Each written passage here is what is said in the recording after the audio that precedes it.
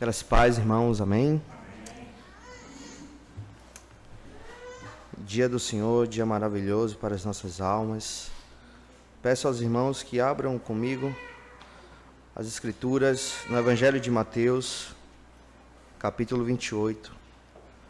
Leremos os versículos de número 18 ao 20.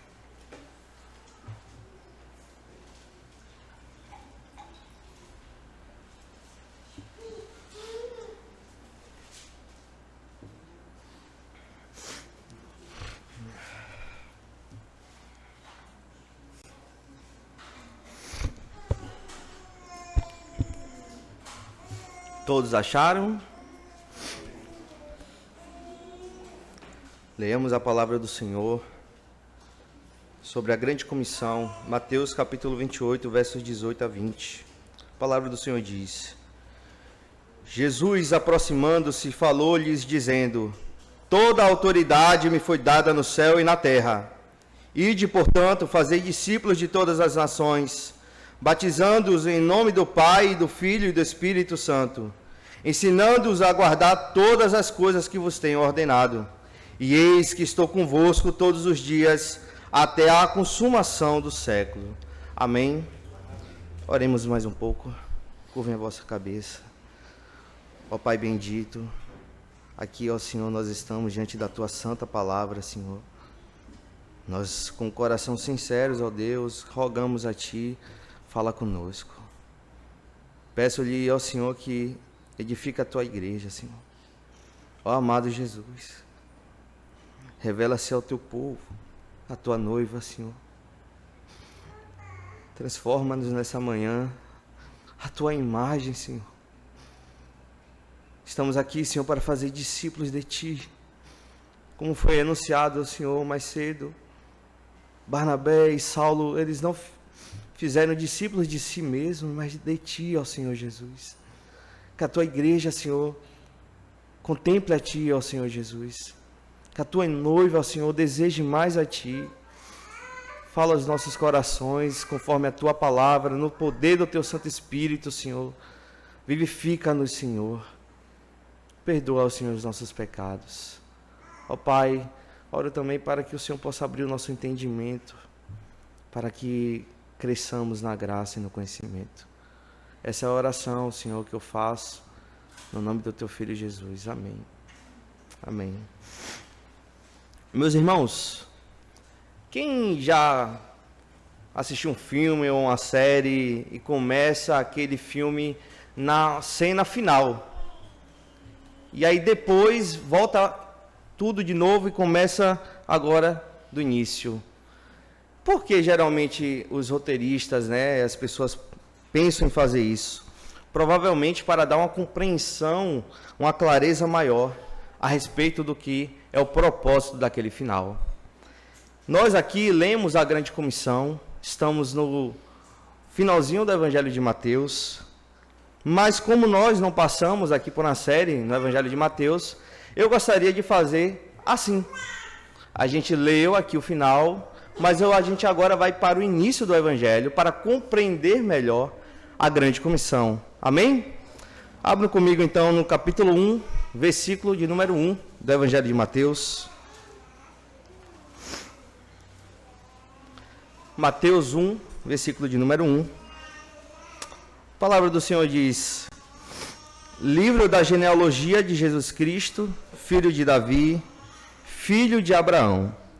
Os primeiros leitores, irmãos, do Evangelho de Mateus, dizem os estudiosos, eram judeus que tinham crido que Jesus era o Cristo, o Messias prometido. Portanto, entendemos que o objetivo do apóstolo Mateus, ao usar a expressão no versículo de número 1, é deixar claro que ele está narrando o registro de uma nova era, de uma nova criação, iniciada pela vinda, morte e ressurreição de Jesus Cristo. Sendo assim, o início do Evangelho de Mateus traz alguns ecos que eu gostaria de trazer à compreensão dos irmãos. Quando nós lemos o livro da genealogia de Jesus Cristo, filho de Davi, filho de Abraão, o primeiro entendimento que eu gostaria de trazer aos irmãos é que isso aqui está ecoando Gênesis capítulo 5, verso 1, que diz: este é o livro da genealogia de Adão. no dia em que Deus criou o homem, à semelhança de Deus o fez. Portanto, Mateus ele quer tensionar aqui aos seus leitores que Jesus Cristo ele é a promessa do último Adão que restauraria e seria a imagem de Deus. Ouça novamente, ele queria mostrar para os seus leitores que Cristo Jesus é o último Adão que restauraria e seria a imagem de Deus. Segundo ponto, quando nós lemos que ele é o filho de Davi, como está escrito em 2 Samuel, capítulo 7, versos 12 a 14, que diz: quando os teus dias se cumprirem, descansares com teus pais, então farei levantar depois de ti o teu descendente, que procederá de ti, e o estabelecerei o seu reino. Este edificará a casa ao meu nome, e eu estabelecerei para sempre o trono do seu reino. E lhe serei por pai, e ele me será por filho. Então aqui está ecoando também a promessa do rei messiânico sobre o trono de Davi. Jesus, ele é o filho de Davi.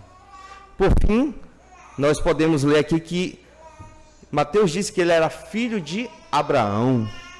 Em Gênesis 12, verso 3, parte B, o Senhor diz: em ti, isto é, e ao teu descendente, conforme Gálatas capítulo 3, verso 16, serão benditas todas as famílias da terra. Memorizem, irmãos, em ti, no teu descendente, todas as famílias serão abençoadas. Então ecoa aqui a promessa do descendente de Abraão que abençoaria todos os povos. Se os primeiros leitores eles tinham o Antigo Testamento em suas mãos, eles ansiavam a vinda do Messias, eles tinham isso em sua mente, eles tinham isso no seu entendimento. Seguindo então, irmãos, essa lógica, Mateus começa a revelar que o Cristo é verdadeiramente Deus, pois foi concebido pelo poder do Espírito Santo, e que o Cristo é verdadeiramente homem, pois ele é o filho de Davi, o filho de Abraão. Continuando o seu raciocínio, no capítulo 1, Mateus lança a luz aos seus leitores da missão redentiva do Cristo ao revelar o seu nome. Qual é o nome dele? Jesus. E o que significa? Porque ele salvará o seu povo dos pecados deles, conforme está escrito no verso 21. E finalizando o início do Evangelho, perceba que a gente leu o início, o final, agora a gente está entendendo o início para compreender melhor o final. No verso 23, ele vai trazer para nós a profecia de Isaías, capítulo 7, verso 14, que nos mostra o nome pelo qual Cristo também seria conhecido do seu povo da nova aliança. O verso 23 diz que ele será chamado pelo nome de Emanuel, que quer dizer Deus conosco. Deus conosco. Nesse início, meus irmãos, será fundamental para agora voltarmos para a grande comissão. Voltem comigo agora ao capítulo 28, versos 18 a 20. Leiam comigo atentamente o verso de número 18. Esse foi um breve panorama daquilo que a gente quer trazer sobre a grande comissão. O verso 18 diz: Jesus, aproximando-se, falou-lhes, dizendo: toda a autoridade me foi dada no céu e na terra. Antes de entrarmos na explicação sobre a grande comissão, eu gostaria de trazer alguns princípios a respeito dos comissionamentos que a palavra de Deus nos ensina. E vamos comparar com Mateus 28, para que possamos, portanto, meus irmãos, compreender a estrutura e o motivo dela ser chamada a grande comissão. Na sua Bíblia deve estar escrito assim, a grande comissão. Por que ela é a grande comissão? A primeira comissão que a gente tem revelada na palavra de Deus, o primeiro comissionamento, é a comissão adâmica. O Senhor, em Gênesis 1, versos 26 a 28, chama Adão e abençoa Adão. Depois ele diz, frutificai-vos e multiplicai-vos. E ele diz, portanto, enchei e dominai a terra. 3 pontos aqui. Deus o abençoa, diz para ele multiplicar e frutificar, e dominar e sujeitar a terra. Gravem atentamente, irmãos. Já nos comissionamentos dos patriarcas, em Gênesis 12, 17, 28, o Senhor, ele abençoa os patriarcas, ele abençoou a Abraão. Em Gênesis 22, 17, ele diz, te abençoarei e multiplicarei. Olha o segundo ponto. E o terceiro, o Senhor diz em Gênesis 22, verso 18, que a tua descendência dominará a cidade dos seus inimigos. Abençoou, multiplicou e deu domínio aos patriarcas. Já o nosso Senhor Jesus Cristo, ele leva os seus apóstolos para Betânia, em Lucas capítulo 24, verso 50, e erguendo as mãos, os abençoou. Depois ele diz, fazei discípulos, multiplicai-vos. Agora ele diz, de todas as nações, ide por todo o mundo, em Jerusalém, Judéia, Samaria, e até os confins da terra, isso para dominar, através do seu reinado, pelo Espírito Santo, na igreja local. Portanto, meus irmãos, a glória do comissionamento de Cristo para os seus apóstolos é que se trata de um domínio do Rei dos Reis, não de um domínio, não de um reino temporário, mas eterno. É uma comissão para o novo templo, de uma nova criação, pois o contexto da grande comissão é que ela foi proferida após a ressurreição. O contexto é esse. Cristo foi ao Calvário, morto e sepultado. Ressurgiu ao terceiro dia, rompendo os grilhões da morte. Depois ele se apresenta aos seus discípulos, aos seus apóstolos, e agora os comissiona. Então, o Senhor ele vai comissionar os seus apóstolos para a pregação do Evangelho, onde ele recebeu, portanto, toda a autoridade, pois ele conquistou esse reino. O véu tinha sido rasgado, a tumba ficara vazia e a morte vencida. Agora a nova criação estava iniciando, Cristo sendo as suas primícias, enviando seus embaixadores para alcançar os seus eleitos para um reino eterno. Voltando agora no verso 18, novamente eu vou ler aos irmãos. Jesus, aproximando-se, falou-lhes, dizendo, toda a autoridade me foi dada no céu e na terra. A grande comissão foi dada a quem, meus irmãos? Aos apóstolos. E por que isso é importante? Porque as escrituras são enfáticas ao mostrar que na casa de Deus há ordem e decência. Em Atos 13, verso 1 a 3, o Espírito Santo comissiona Barnabé e Saulo, que estavam o quê? Servindo. Não de qualquer jeito, mas edificando a igreja de Cristo. Servindo a igreja em Antioquia, já em Romanos 10, versos 13 a 15, a palavra de Deus nos ensina que é necessário o comissionamento para que os povos possam o quê? Invocar o nome do Senhor Jesus e ser salvo. Portanto, Cristo, como seu Senhor e Salvador, envia os seus apóstolos. Eles não são enviados por si mesmos. Ninguém se envia. É Cristo que o chama, prepara, a igreja testifica e agora eles são soprados pelo Espírito Santo. Enviados para quê, meus irmãos? Para pregar o Evangelho. Enviados para pregar o Evangelho. A grande comissão em Mateus nos mostra que deve ser cumprida com o sacramento do batismo. Tal sacramento somente pode ser administrado pelos ministros do Evangelho. Isso é importante porque algumas pessoas, às vezes, elas batizam sem serem comissionadas. Elas fazem suas próprias obras sem serem ordenadas. No primeiro momento da igreja, os apóstolos, profetas, evangelistas e pastores receberam essa comissão de batizar. Após o findar dos dons extraordinários, permaneceu a administração somente para os pastores. Em tempos de cada um fazendo a sua própria obra, é necessário não retirar os marcos que o Senhor determinou até a sua volta. Não há validade de batismo feito por aqueles que o Senhor não ordenou, separou e constituiu ministro do Evangelho. Após essa breve compreensão a quem foi dada a grande comissão, nós vamos analisar essa declaração do Senhor Jesus que diz: toda a autoridade me foi dada no céu e na terra. Alguns podem estranhar, quando lê essa passagem que diz: se Jesus é Deus e nunca deixou de ser Deus, como é que ele não tinha toda a autoridade antes? Essa pode ser uma dúvida de algum irmão aqui. Irmãos, Cristo, em hipótese alguma, está afirmando que ele não estava exercendo sua autoridade divina antes de comissionar os apóstolos. pois vemos nos evangelhos a sua autoridade divina sendo exercida, pois com apenas uma palavra ele governava as tempestades, os ventos e as ondas. Mateus 8, 27 diz: quem é este que até os ventos e o mar lhe obedece? Ele sabia que se passava no coração dos homens.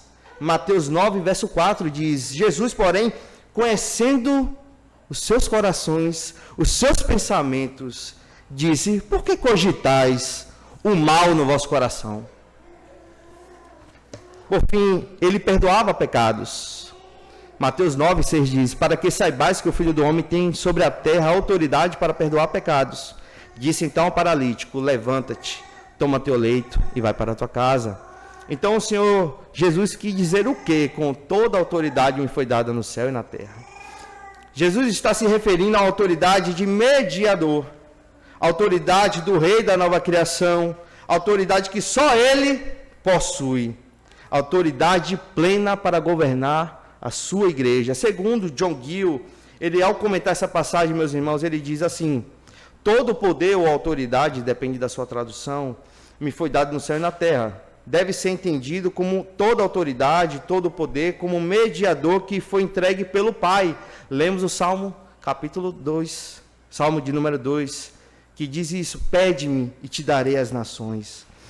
Tal autoridade se refere ao governo sobre a igreja, isto é, autoridade para nomear cargos e oficiais nele, e para conceder dons aos homens, qualificá-los para o mesmo, instituir ordenanças a serem observadas até a sua segunda vinda.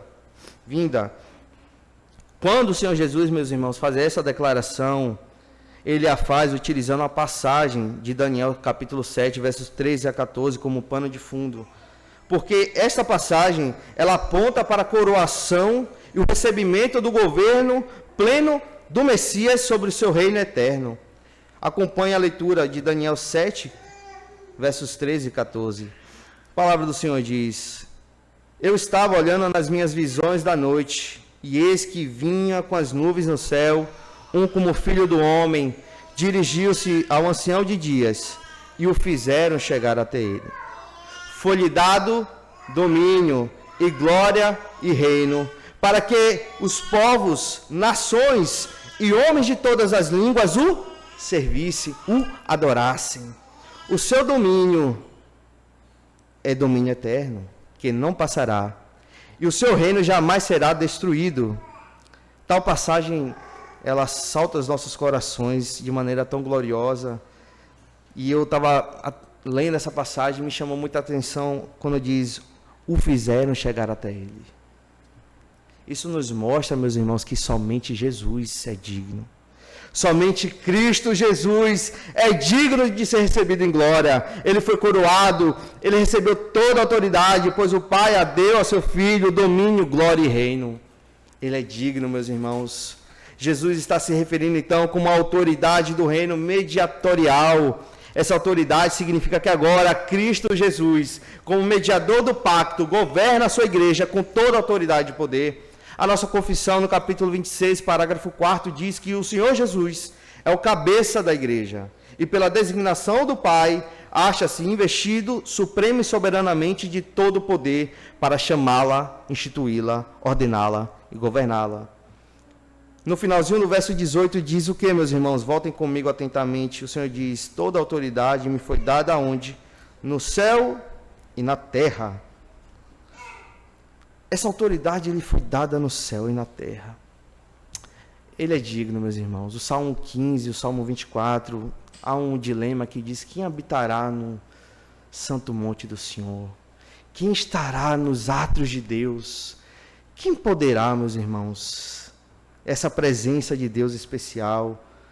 Só quem era digno de entrar nessa presença é o nosso Senhor Jesus Cristo. Pois ele é o leão da tribo de Judá, a raiz de Davi, que venceu. Digno é o cordeiro que foi morto de receber o domínio, a riqueza, a sabedoria, a força, a honra, a glória e o louvor. Amém. Apocalipse capítulo 5.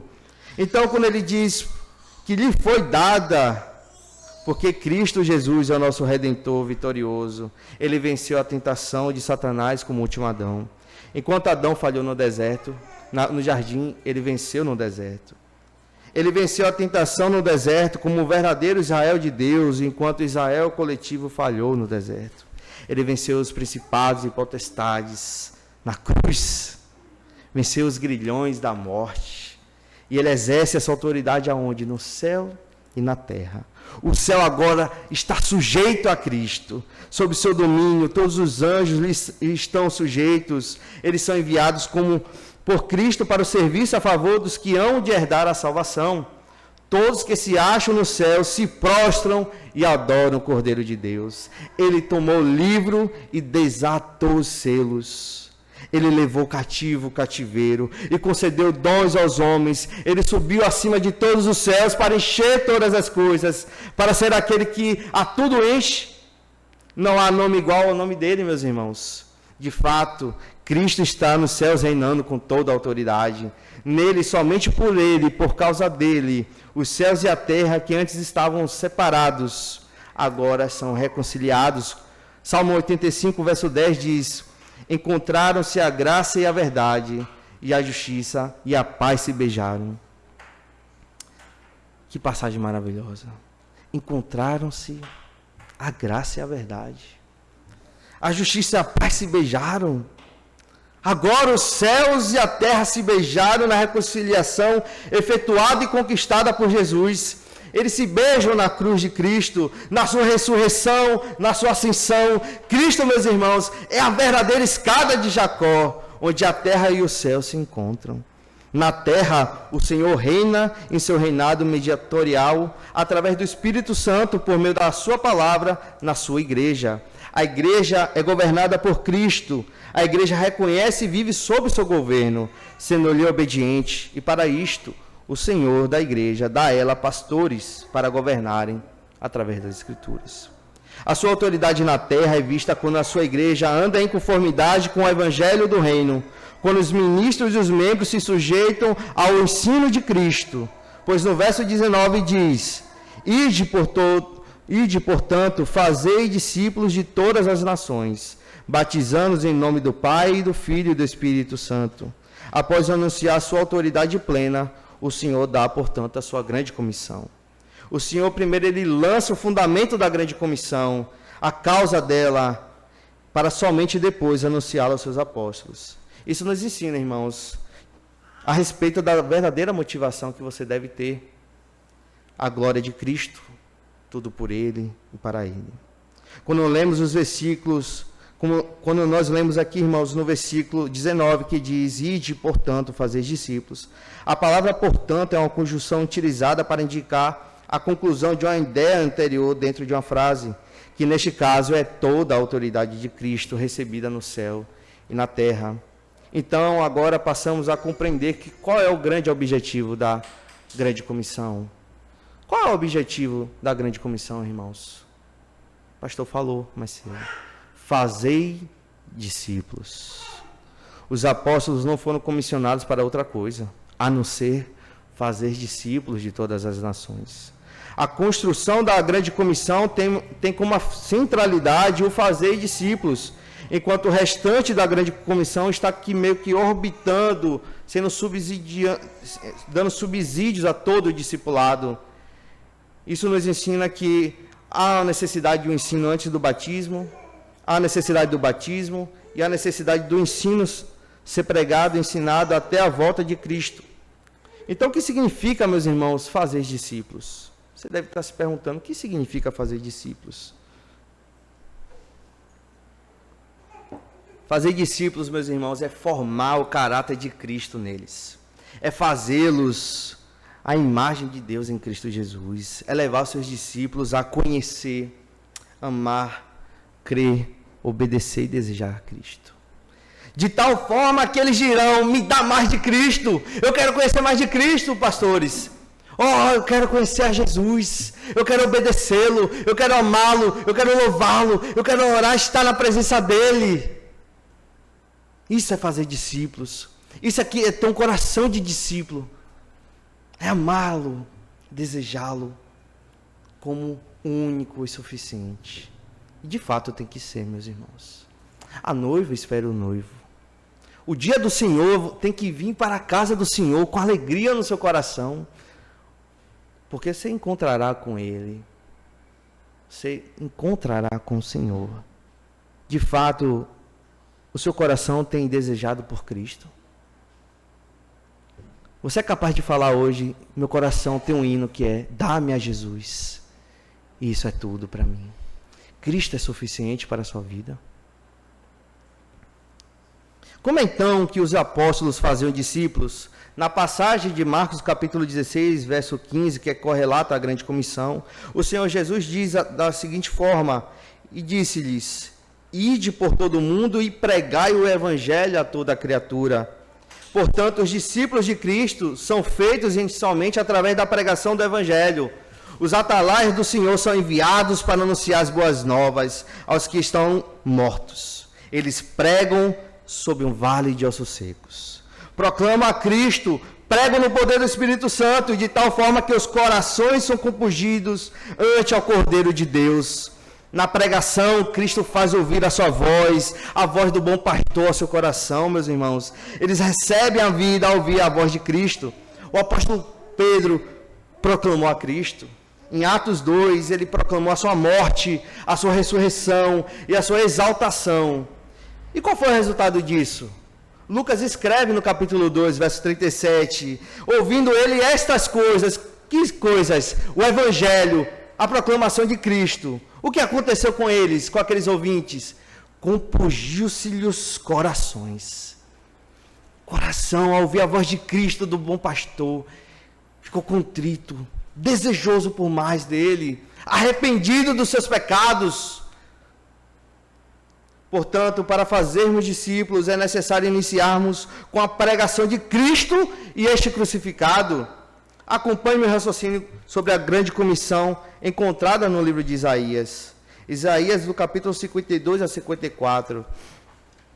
Isaías 52, versos 7 e 8 diz: que formosos são sobre os montes os pés do que anuncia as boas novas, que faz ouvir a paz, que anuncia coisas boas, que faz ouvir a salvação, que diz a Sião, o teu Deus reina.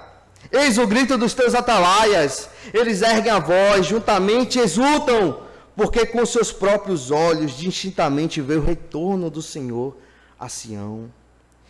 O que são essas boas novas aqui, meus irmãos? O que é que os atalaias proclamam com grande voz? A resposta está em Isaías 53. Eu vou ler os versos 3 a 7. Por favor, contemple o Evangelho de Cristo. Cristo Jesus era desprezado e dele não fizemos caso. Certamente ele tomou sobre si as nossas enfermidades e as nossas dores levou sobre si. E nós o reputávamos por aflito, ferido de Deus e oprimido, mas ele foi traspassado pelas nossas transgressões e moído pelas nossas iniquidades. O castigo que nos traz a paz estava sobre ele. E pelas suas pisaduras fomos sarados. Todos nós andávamos desgarrados como ovelhas. Cada um se desviava pelo seu próprio caminho, mas o Senhor, ouçam irmãos, mas o Senhor fez cair sobre ele a iniquidade de nós todos. Ele foi oprimido e humilhado, mas não abriu a boca. Como cordeiro foi levado ao matadouro, e como ovelha muda perante os seus tosqueadores, ele não abriu a boca. A cruz de Cristo. Os atalaias proclamam o Cordeiro de Deus. Mas graças a Deus por Jesus Cristo, porque em Isaías 54, verso 1 a 3, o Senhor, ele verá o fruto do seu penoso trabalho. A grande comissão, ela será frutífera, meus irmãos, porque o profeta Isaías escreve, Isaías 54, 1 a 3, canta alegremente, ó estéril, que não deste a luz, exulta com alegre canto e exclama, tu que não tivestes dores de parto. Por quê? Porque são mais os filhos da mulher solitária do que dos filhos da casada, diz o Senhor. Isso o apóstolo Paulo, ele aplica à igreja de Cristo em Gálatas 4. O profeta continua dizendo: alarga o espaço da tua tenda, estenda-se o todo da tua habitação e não impeças. Alonga as tuas cordas, firma bem as tuas estacas, porque transbordarás para a direita e para a esquerda. A tua posteridade possuirá as nações e fará que se povoem as cidades assoladas. A grande comissão será frutífera. O Senhor vê o fruto do seu penoso trabalho. A igreja de Cristo avança no sino apostólico. Então, verso 19, meus irmãos, voltem comigo sobre a grande comissão. Em Mateus 28, verso 19, diz: ide, portanto, fazei discípulos de todas as nações, batizando-os em nome do Pai, do Filho e do Espírito Santo. A intenção, quando está escrito aí na sua palavra, na sua Bíblia, do ide, está traduzido como ide, é de uma missão para um lugar específico que os apóstolos receberam. Eles não deveriam ficar parados em Israel, mas irem até os confins da terra. Outras versões traduzem como indo, como está no original. O indo nos remete à ideia de que não vivemos esperando chegar a um lugar para anunciar o Evangelho, mas ao vivermos em Cristo, vivemos testemunhando o Evangelho a tempo e fora de tempo, onde quer que estejamos.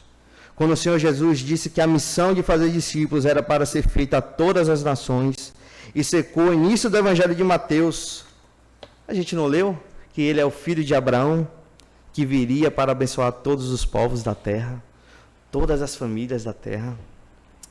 O comentarista grego Bill, ele afirma que a intenção do Deus Criador é de um dia encher toda a criação com a sua presença.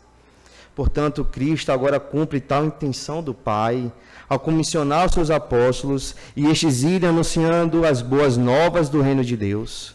A igreja de Cristo, irmãos, ela continuará a missão de frutificar, multiplicar discípulos até a consumação dos séculos, em todas as nações. Cristo, por meio da sua igreja, alcançará todas as nações, até os confins da terra. Como eu desejo isso, ver Cristo reinando em cada ponto da Bahia. Ó Senhor Jesus, sopra sobre nós.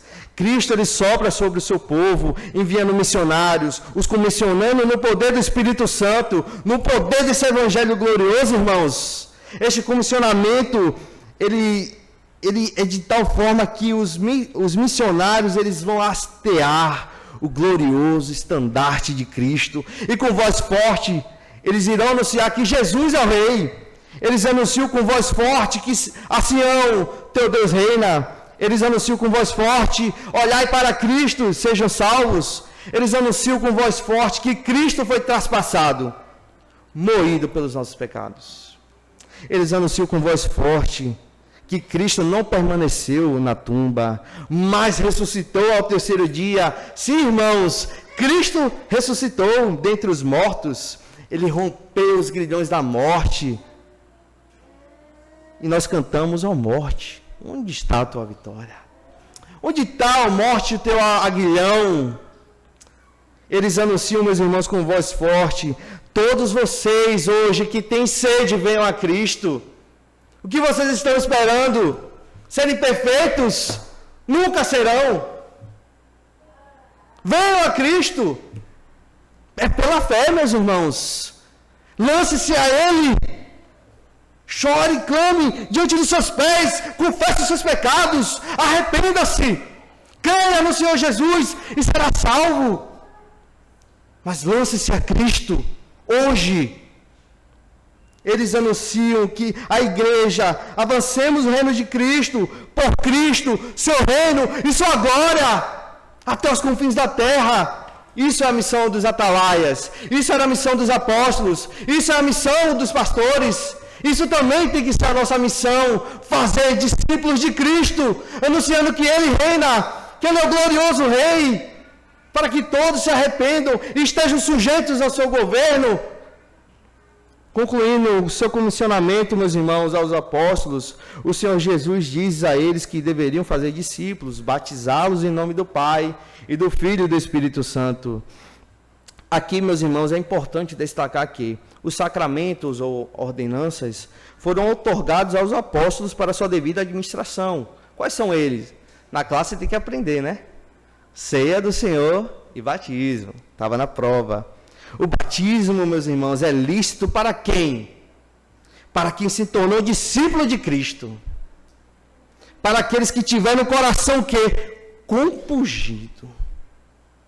O batismo, portanto, também pressupõe que há um ensino sobre a Trindade, pois é mencionado o nome de cada pessoa da Trindade, em nome do Pai, em nome do Filho, em nome do Espírito.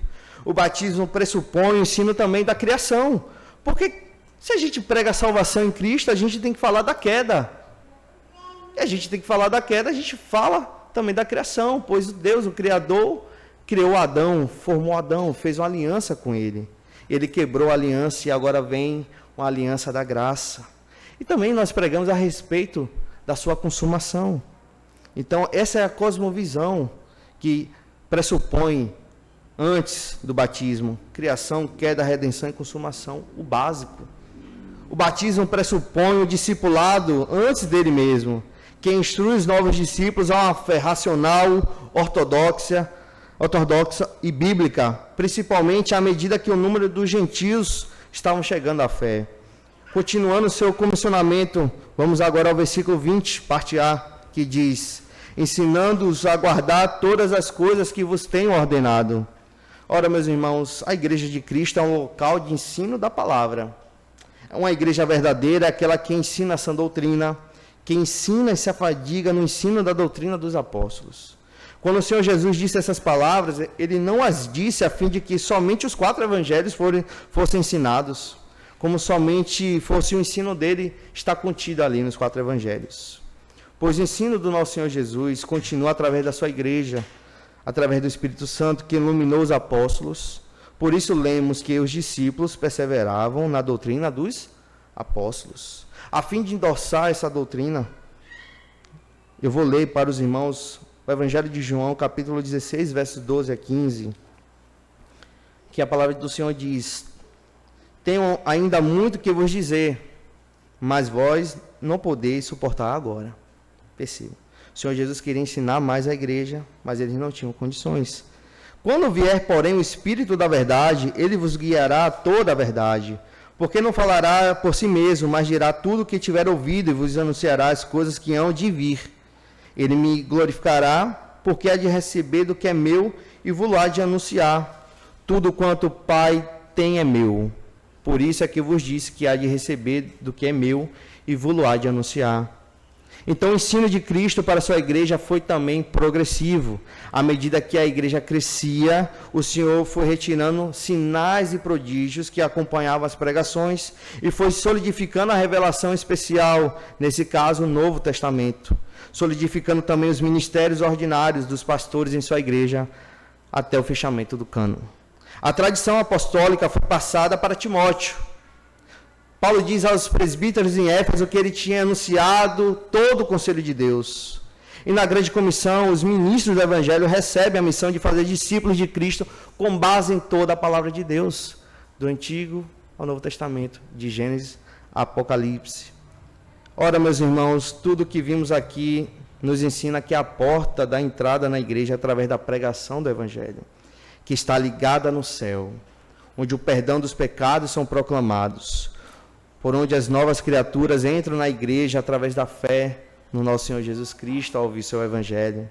São discipulados no credo bíblico, demonstram frutos de arrependimento, são batizadas e aceitas na congregação local.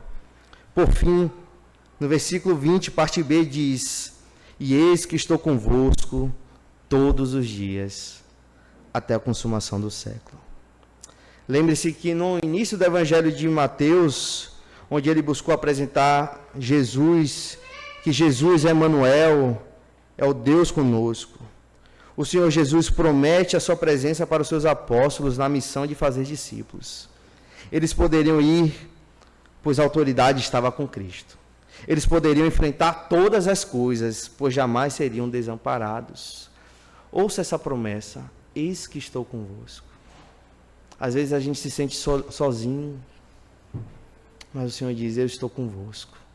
Senhor, mas a obra é difícil. Eis que estou convosco. Senhor, mas são grandes os inimigos. Eis que estou convosco. Essa é a promessa do Senhor. Aqui, meus irmãos, não há menção para métodos humanos na passagem. Mesmo que os planos dos homens para a missão não sejam pecaminosos em si mesmos. Mas o Senhor quer dizer que podemos cumprir a grande comissão, descansando nessa rica promessa. Na promessa da presença do Senhor e seu cuidado pastoral para com a sua igreja, para com seus enviados. Sim, meus amados irmãos, a grande comissão nos traz essa graciosa esperança, uma forte segurança, uma confiança poderosa. Pois quem foi que prometeu? Quem foi que prometeu? Responda: Cristo. E Ele é fiel. Nos lábios de Cristo, como diz no Salmo 45, se extravasa a graça e a verdade. Cristo é que sustenta a sua obra. É Cristo que sustenta a sua obra. É Cristo que sustenta o seu povo. Mesmo que esse povo possa estar passando no vale da sombra e da morte. O Senhor Jesus diz: eis que estou convosco.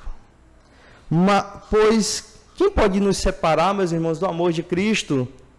No deserto, Israel fez um bezerro de ouro e o Senhor lhes disse que a sua presença não subiria com eles.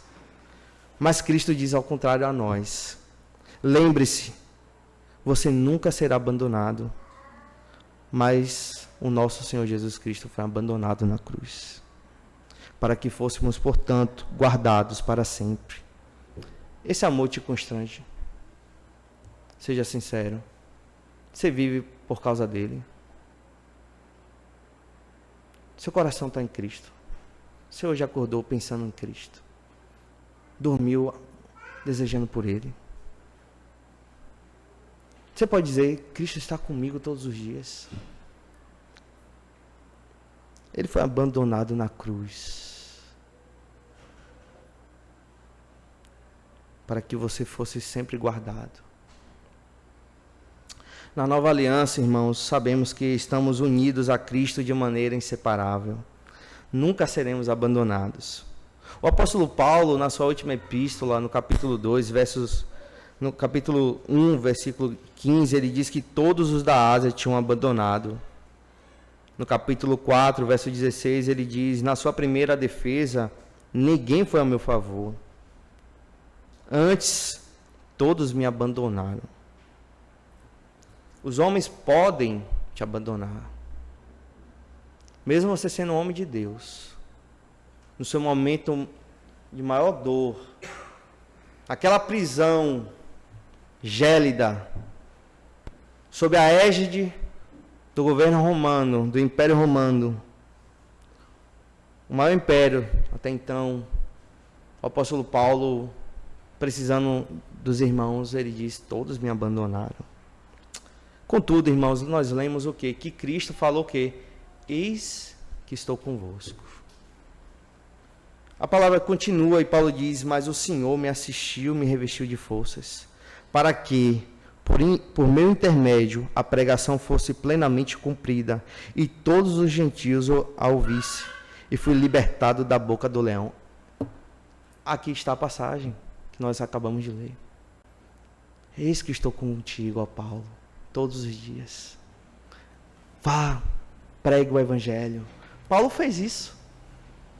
E Paulo experimentou que Cristo nunca o abandonou. Que passagem maravilhosa. E ele conclui: fui liberto da boca do leão. Sim, irmãos, eis uma promessa que nos livra de todo medo, pavor, angústia, que podem nos assaltar. Às vezes, comentando com os pastores, né, com alguns irmãos mais achegados, eu digo, às vezes me vem um assalto da alma, né? Um medo, uma angústia da obra. Vem. Somos homens sujeitos a paixões. Mas ao meditar nessa passagem, o Senhor diz: eis que estou contigo todos os dias. Todos os dias. Indo nessa missão de fazer discípulos, o Senhor está segurando as nossas mãos. Eis a promessa que nos livra de todo medo, de todo pavor, de toda angústia, que vem sobre aqueles que estão na frente da batalha, avançando a grande comissão. A promessa do Deus conosco, a promessa do filho de Davi, do filho de Abraão, que está conosco todos os dias, até a consumação dos séculos. E para finalizar, meus irmãos, algumas aplicações. Ouça atentamente. O Senhor está cuidando da minha filha. A autoridade de Cristo no céu e na terra precisa ser a sua motivação de fazer discípulos. Terrível é aquele que faz a missão sem essa motivação. Terrível. Quer ir pregar o evangelho na rua? Entregar um panfleto? Onde está o seu coração? Onde está a sua motivação? Em comparação com os outros? Ou está na glória de Cristo, na sua cruz, na sua ressurreição? Outra aplicação, irmãos. Busque conhecer tudo que o Senhor ordenou para poder fazer discípulos. Queiram fazer discípulos. Então comece com seu coração em Cristo, rogando pelas almas, sentindo dores de parto. Aos ministros do Evangelho, continue perseverando no discipulado que Cristo instituiu, mesmo que alguns se levantem contra. Mesmo que alguns se levantem contra. Aos novos comissionados, fala a mim. Ide no poder do Espírito Santo, pregando as boas novas, ensinando todo o conselho de Deus, e faça os homens cativos de Cristo. Fazeis discípulos de Cristo. Foi a palavra de abertura. A igreja local, há uma aplicação. Façam discípulos no bairro, nos seus trabalhos, na Baixada Santista e até onde o Senhor soprar o seu povo. Amém?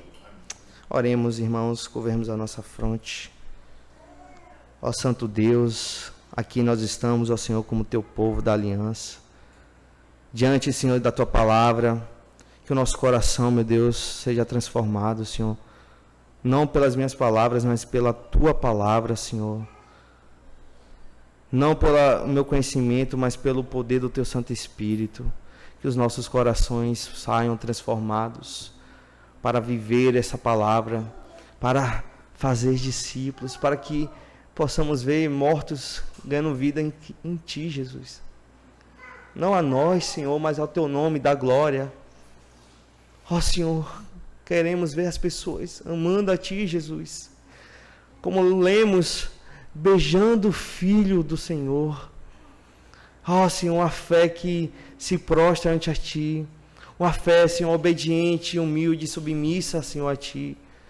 Ó Senhor, queremos ver o teu reino conquistando as almas, dominando essa terra toda, Senhor. Ó Deus bendito, levanta aqui, meu Deus, homens, não para fazer a sua vontade, mas a tua, ó Senhor bendito. Não com motivações erradas, mas com a motivação certa, ó Senhor. Homens que se colocarão, ó Senhor, debaixo da tua cruz e clamarão com grande voz, Senhor, que tu reinas, Senhor, que o Senhor é Salvador. Ó Deus bendito, eu oro também, meu Deus, para que os pastores cada vez mais proclamem esse evangelho da graça. Perseverem, Senhor, mesmo em meio às dificuldades, pois o Senhor está com eles, ó Deus bendito. Ó Deus, e também peço a ti, sopra sobre mim, sobre a minha casa, sobre minha esposa, que as nossas nenéns conheçam a ti, Jesus, desde a eternidade. Que a nossa família, Senhor, possa fazer discípulos, onde o Senhor nos plantar, até a sua vinda, Senhor.